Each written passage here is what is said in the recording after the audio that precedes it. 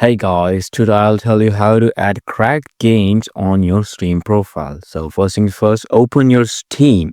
So as you can see, I have clicked on Steam and it's opening, waiting for network. It'll take like 1 or 2 seconds. So I'll be showing this. So as you can see, this game called as Wi-Fi. It is a cracked game that I downloaded. So I'll tell you how to add this game to or any of the game to your Steam library. So first thing first, go to library.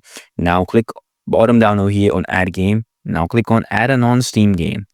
So over here you can see that many programs are already listed, but my Wi-Fi game is not listed over here. So what I'll do is that I'll click on browse over here, down over here, and once I click on browse, I'll go to the folder where the game has been downloaded. So it's downloaded over here on the games Wi-Fi, and this one, so this one, Epic Games one.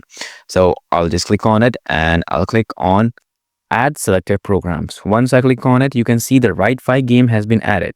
It won't show any of the things like the other games, the menu and all the description and photos and stuff, but this will be added to your library. So you can add any game that you want, any program that you want to your Steam library. And yeah, this was the video. If you like it, please make sure to like and subscribe. And that was the video, and thanks for watching.